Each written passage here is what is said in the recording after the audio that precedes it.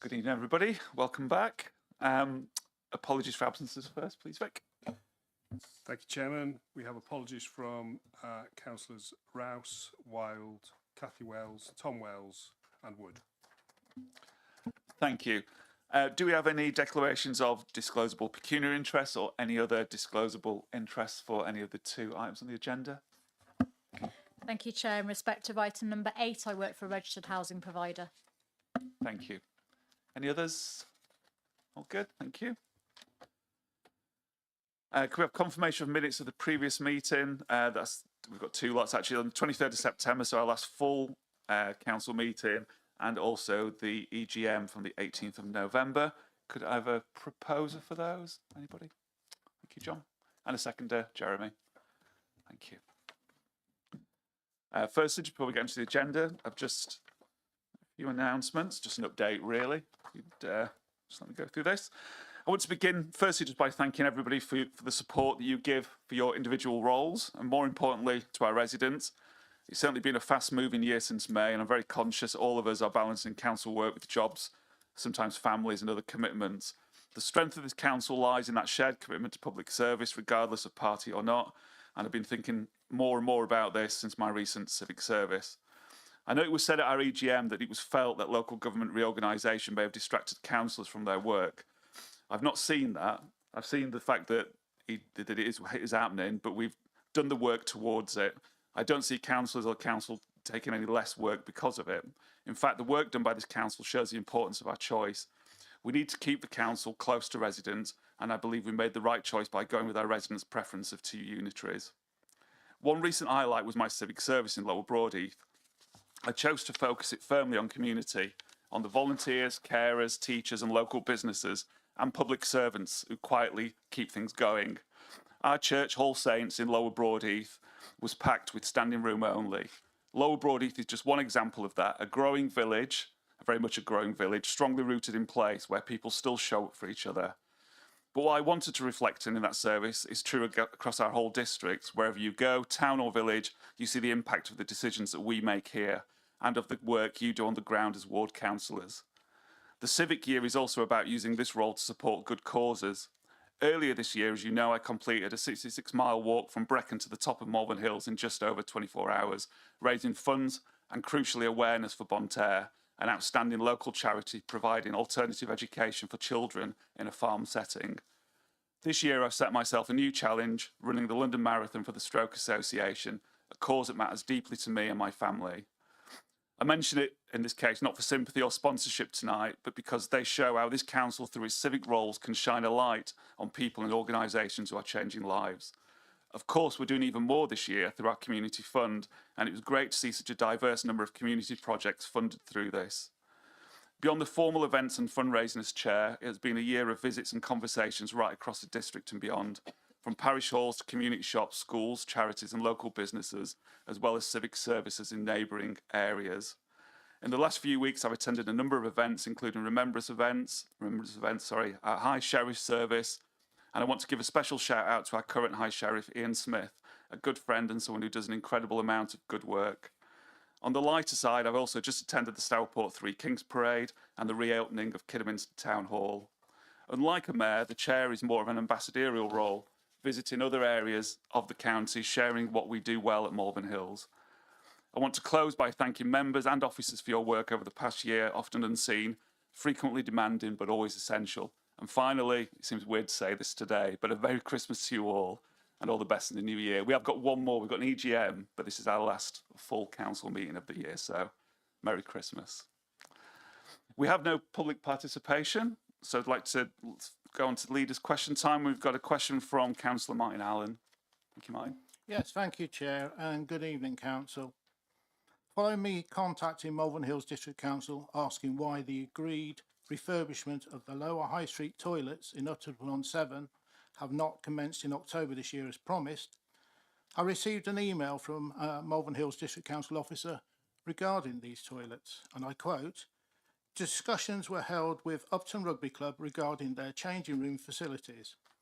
During these discussions, Jeremy Owenson proposed that the High Street toilets would be closed and the land sold to Western Power, with the proceeds used to support the construction of new public toilets as part of a pavilion extension at the rugby club. The club frequently receives inquiries and requests from the public to use their toilets, particularly during festivals, due to its convenient location next to the car park. Andy Baldwin has spoken to John Gallagher about this matter, and the decision currently rests with John. So, could the leader confirm that no sale or closure of these valuable toilets will take place without a consultation taking place with Upton Town Council, Upton Traders Association and the residents of Upton? Thank you. Thank you, Martin. John? Yeah, thank you, Martin, for that question. There are neither plans to build toilets at the rugby club nor plans to close the Lower High Street. The decision to fully refurbish has been delayed, and we may consider refreshing the Decker, but we are delaying any full-scale refurbishment for a year as we reconsider provision generally. These could include rebuilding the whole block at some point or alternate locations, but nothing has been decided. Thank you, John. Second question, Martin? Yes, thank you, John. I'm a little unclear whether that was a yes or no. So I'll ask that bit again. Would the leader please confirm that no sale or closure of these valuable toilets will take place without a consultation taking place with Upton upon Severn Town Council, Upton Traders Association and the residents of Upton? It's a simple yes or no, please, John. Thank you. I don't think it is a simple yes or no. I think the answer is nothing's been decided. Thank you. Jeremy? I'd like, since I was named, I would like to make a point. I'm getting a bit concerned about Martin's obsession. It's driving me around the bend. I have responded, and I know I'm also Mayor of Upton. So my conversations around how we can improve facilities for people in Upton as a member of this council will continue to be ongoing. I'm disappointed that when I'm looking at improving facilities, Councillor Allen seems to be turning around and trying to make a point about saying we're going to close down things when no decisions have been made.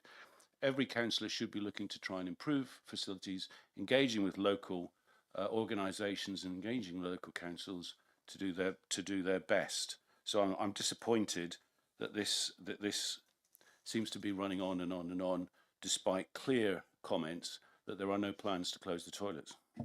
Thank you, Jeremy. I have a right to reply was named. You've asked the question.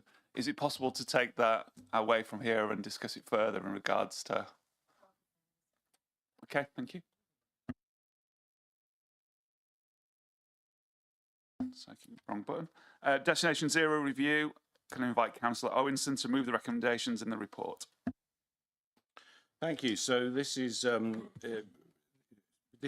Destination Zero review that we originally put in place in 2019.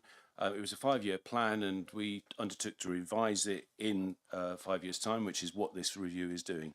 It's basically reviewing the goals and opportunities and actions that we were going to undertake.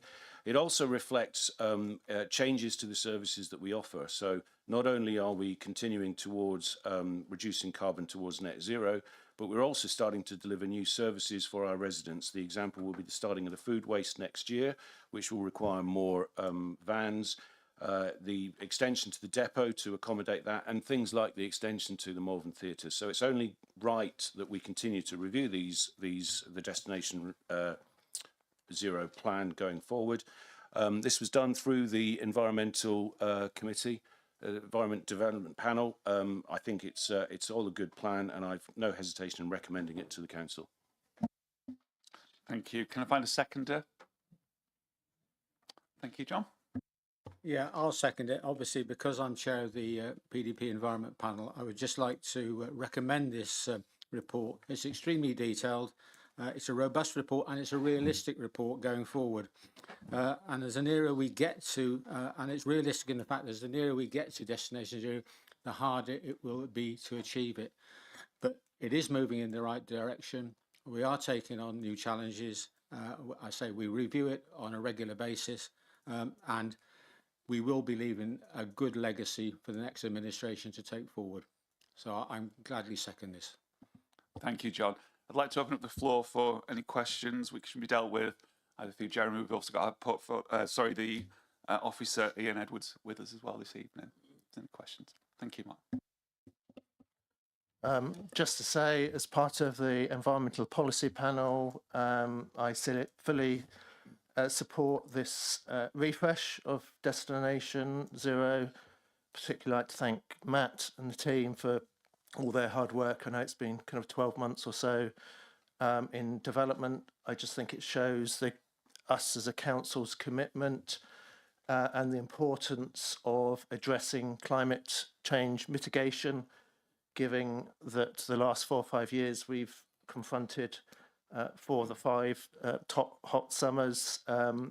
So this is an important legacy point that I hope that any new authority going forward following local government organisation will appreciate the importance of continuing to deliver net zero commitments going forward. So I fully endorse this.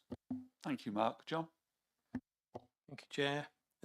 Very good news, I think, that council emissions are down by 31%, I think I read in the report, from the baseline 2018-19. The bit for me that was a little bit less, well, a bit more disappointing really, was to read that the switch to electric or hydrogen or biofuel for the refuse fleet, which of course is the very big item in emissions, is unlikely to be before 2030, that the report says, which of course is beyond or at least it's the end of the plan that we were talking about. So just to sort of flag that, really, a slight concern that the timetable that we were working to has slipped. I noticed also that the graph that we've all grown very used to, that was in the original report, isn't in this report. And I just, perhaps fantasy, but wondered whether, you know, the shape of the graph is changing. Thank you, Chair. Thank you, John. I don't know, Ian or Jeremy, if you want to respond to that, I'll pick that up. There's certainly no intention to delay the introduction of HVO fuel into the fleet. In fact, it's there now. So everything that can take HVO is taking HVO. And the new vehicles that will be collecting food waste will also be HVO powered. Electric and hydrogen is a bit of a dream some way off, I suspect. Electric, the vehicles couldn't cover the distance on the battery charging, and they'd be very, very, very expensive. And hydrogen just isn't an available fuel at the moment. I think HVO is probably as good a bridging fuel as you're going to find between now and the point we can have commercial hydrogen usage. Thank you, Ian. Any other questions, comments, thoughts? I recognise this has already gone through exec, hasn't it? So it's okay. Thank you. Can we take a vote on this particular item? All those in favour, if you could raise your cards now, please.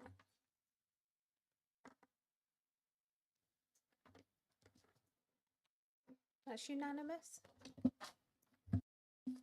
Thank you. Moving over to Councillor David Harrison, removing barriers to developing new affordable housing, designated protected areas and shared ownership housing. Can I ask David to move the recommendation in the report? Thank you. Thank you, Mr. Chairman.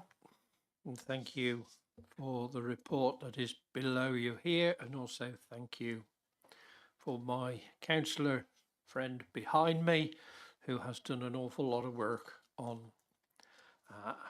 the housing stock within Malvern Hills. This report seeks approval for a pragmatic and consistent solution to one barrier to the delivery of affordable housing in Malvern Hills, which is also more or less the same elsewhere within the UK. The designated protected area, DPA, was designed 16 years ago to make sure that shared ownership properties are not lost to the open market in areas where they may not be easily replaced. It does this by placing restrictive leases on shared ownership properties in the area covered, which is the whole of the Malvern Hills district, actually apart from Malvern town itself, Today, the DPA lease restrictions, although intended to have a positive effect, are outdated and unattractive to both residents and housing associations for various reasons set out in the paper. As a result, it is becoming more common that developers are unable to secure willing housing associations to take on affordable housing secured through Section 106. This is particular for the smaller estates. Local authorities are able to waiver the restrictions, but we currently have no agreed approach in doing this in a consistent way. The result is stalled delivery of housing and an increasing number of units being converted to discounted market sales rather than social rent and shared ownership. To overcome this, Executive Committee was asked to recommend to the Council the recommendations, which they agreed at the meeting. This is as in paragraph 2, items 1 to 4, and I would like to propose those again tonight. And if anybody has any questions, our Director, Jen Taylor, is here at the back for any questions. Thank you, David. Can I get a seconder, Dean? Yeah, I don't intend to say any more, but I'm quite happy to second that. Thank you. Can I open this agenda item up to debate and discussion? Thoughts? Natalie? Yeah, thank you. Of course, we know there's no such thing currently as affordable housing in the current housing market. Let's pretend for a moment there is. If this is approved, and as you've already said, it's been through Executive Committee, and I think I asked some questions at that point as well. But if it's approved, what are the implications on the delivery of affordable housing, particularly in rural communities? And would you say that DPA policy was flawed and has been a failure, especially for our rural communities? I just don't buy the line that developers are cash strapped. Thank you. Thank you. That question, David, or to Jen? I'll pass it to Jen. Yeah, I'm happy to take that one. Thank you, Councillor McVeigh. So I would say I don't know that the designated protected area policy has been a failure. I think it was well intended, but I think has some unintended consequences which are now causing challenges. Hence our proposal that we put in place a pragmatic way of managing that. So I think like all policies, when they land on the ground, they can often throw up things that weren't necessarily expected. And we know that colleagues in other local authorities, particularly rural areas, are having similar problems to us, and I've been involved in conversations with MHCLG, who are also reviewing the way in which this is delivered nationally in the future, because they are seeing this as a problem. I think in terms of the impact, Councillor McVeigh, I think our hope is that this removes one of those barriers, one that is in our control, in order to ensure that we don't have developers or registered providers walking away from sites, so that we are able to kind of manage their expectations around what will and won't be expected on the sites that are covered by this policy, so that actually it's one less thing for them to be able to use as a barrier to taking those sites on, meaning that we should be able to deliver where we are currently having to convert social rent, affordable rent and shared ownership properties into discount market sales, which in themselves are a good product and an affordable product, but they do not meet the need that we have for social and affordable rent in particular. Thank you, Jen. Thanks, Jen. That was a very diplomatic answer. Thank you. Any other questions, thoughts or comments? Douglas? Thank you very much, Leader. I apologise for my late arrival. An hour and 20 minutes from Worcester. It's a bit tangential, but why is it so difficult to become a housing association? Why are there so many barriers to private enterprise trying to assist communities? We don't seem to be able to form charitable organisations, almshouses, housing associations. They've just got bigger and bigger and bigger to the point where they have no social contacts whatsoever. And I have circumstances where I believe that smaller would be better.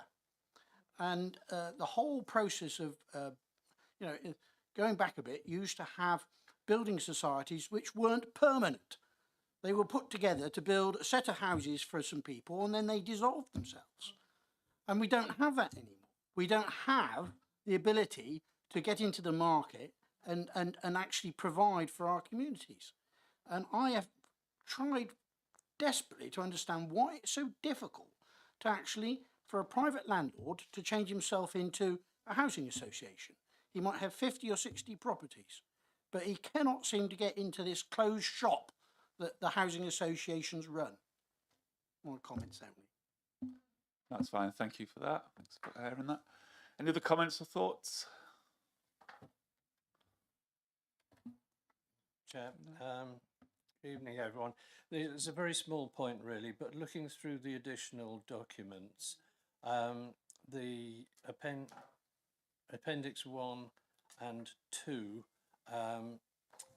in Appendix 2 it refers to Malvern Wells, but in none of the other lists is Malvern Wells featured. It's part of my my area. The parishes of Malvern Wells, Little Malvern and West Malvern are wholly within the AONB, with Malvern Town also containing a small area of AONB coverage. These areas are to be treated as designated rural areas for the purposes of Section 157. Now that is the only mention of them in all the lists which are presented here. And I just want to note that if they have been missed out, I wouldn't want them to be excluded. Thank you. Thank you. David, shall I get Jen to respond? Yeah, I'm happy to respond. Yeah, I'm just looking through them at the moment. So the documents are actually from our South Worcestershire Development Plan and the South Worcestershire Development Plan review. So they are already established documents, but I'm happy to speak to the team about that. I suspect it is because I'm just scrolling down. Oh no, they're not in there, are they? I'll speak to the planning team, but they're obviously established, adopted documents already in existence. Okay, I look forward to hearing from you. Thank you. Thank you, Malcolm. Any other comments or thoughts before we go to the vote on this?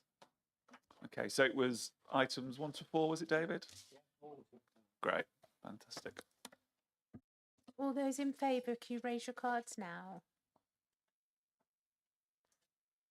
All those against? All those abstaining? That's carried, Chair. Thank you. Thank you, Misha. Item number 9, forward plan, pages 103 to 108 for noting only. There are no notices of motion. So just before I close the meeting, just a reminder, we've got an extraordinary council meeting on the 16th of December, and the next ordinary meeting is the 20th of January. It does say 25 actually at the bottom of my thing, but that is next year. So that's great. And thank you all for coming. See you soon.